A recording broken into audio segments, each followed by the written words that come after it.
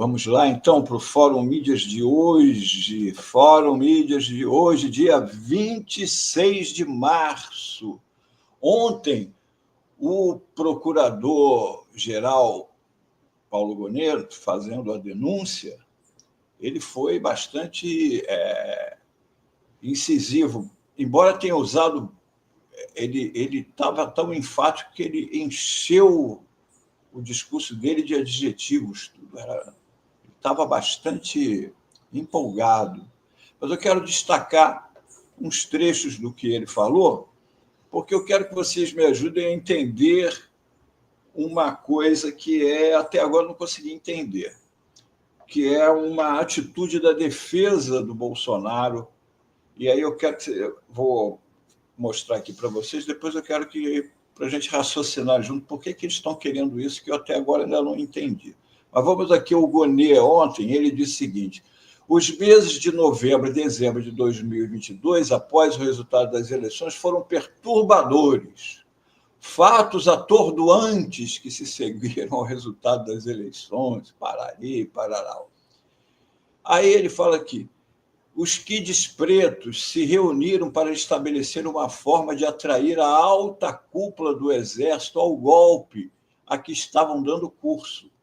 Houve, então, pressões iníquas por meio de cartas e agitações entre colegas para que o comandante do Exército e o alto comando do Exército impedissem que Lula da Silva assumisse o cargo para o qual for eleito. De novo, o objetivo era manter o presidente Bolsonaro no poder. Descobriu-se a esse propósito, em gabinete privado do ex-presidente, minuta de discurso em que ele anunciava as medidas excepcionais e depunha o governo legitimamente eleito sob argumento de que, aspas, a legalidade nem sempre é suficiente. Isso aqui é importante, gente, porque independente da delação do Mauro Cid, isso daqui, por exemplo, eu até vou mostrar aqui esse discurso que estava preparado. O Bolsonaro já tinha um discurso preparado, inclusive com citações de Aristóteles, Tomás de Aquino, para o golpe.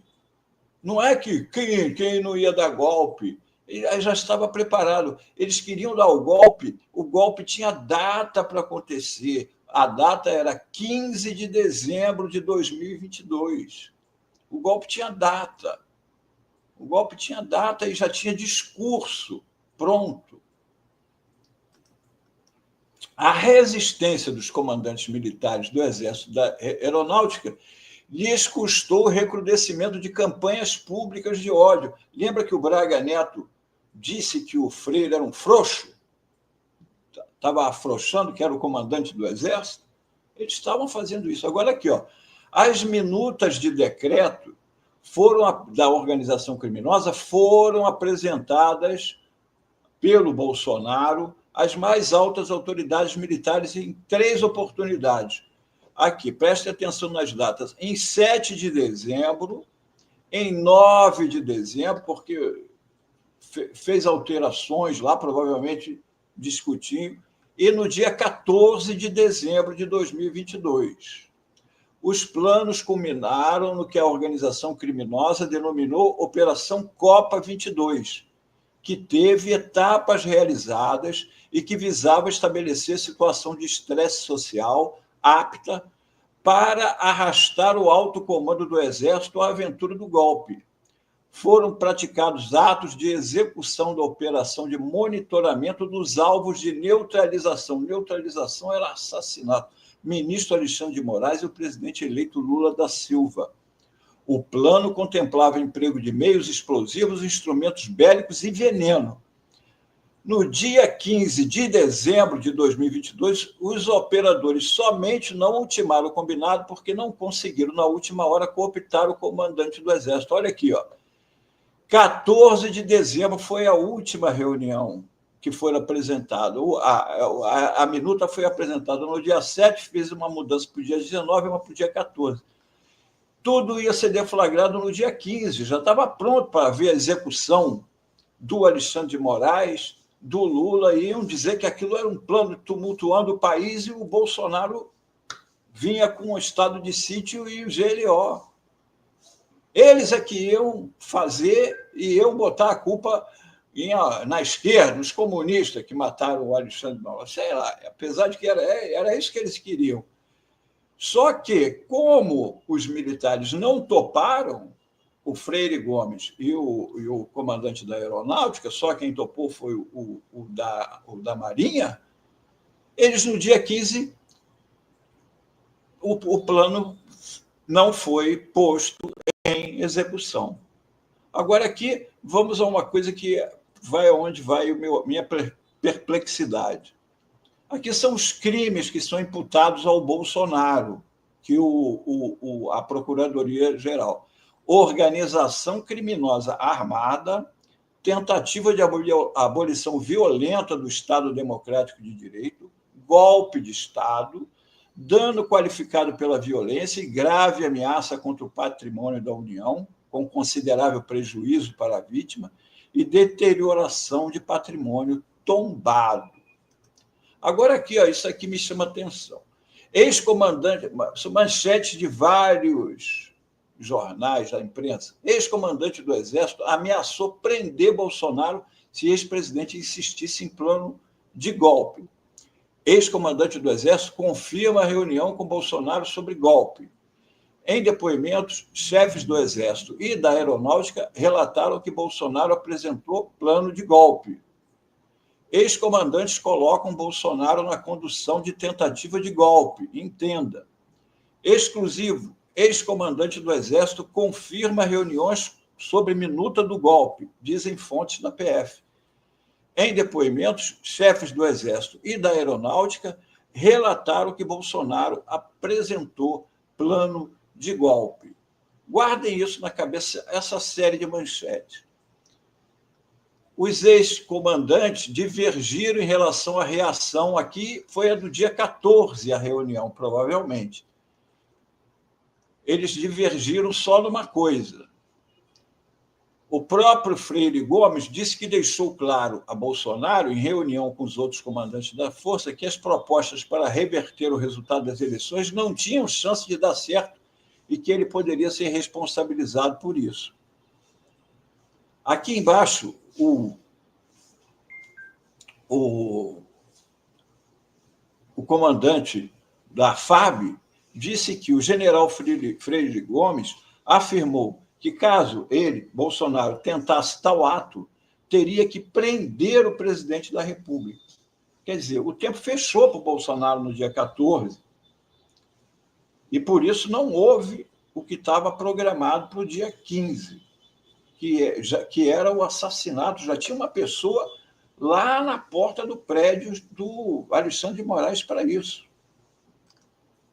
Agora, aqui, eu botei ele todo aqui. Quem quiser depois ver com calma, vai passando o vídeo, pausando, tem todo o discurso do Bolsonaro aqui. Vou dar só uma passada. É só para vocês terem ideia de que era uma coisa que já estava toda escrita, toda arrumadinha, entendeu? Não era assim, ele convidou e depois... Não, ele já tinha até o discurso pronto do que ele iria falar e qual era o raciocínio que ele iria passar para a nação. Fala aqui, ó. A legalidade nem sempre é suficiente, porque ele estava falando, porque teria dito que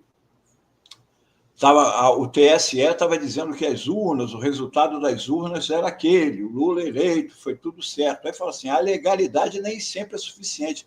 Por vezes, a norma jurídica ou a decisão judicial são legais, mas ilegítimas por se revelarem injustas na prática. Isto ocorre quase sempre em razão da falta de constitucionalidade, notadamente pela ausência de zelo à moralidade institucional na confirmação com o ato praticado. Aí ele cita o princípio da moralidade que estaria acima da lei, que isso teria, na Constituição, converteu a moralidade em um fator de controle da legalidade. O princípio da moralidade presume a probidade de todo e qualquer agente público, ou seja, sua honestidade e lisura.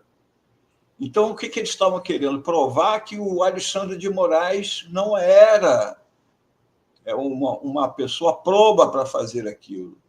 O servidor público, no exercício da magistratura, não pode aplicar a lei de forma injusta, ou seja, contra a Constituição, em especial de modo contrário ao princípio da moralidade institucional.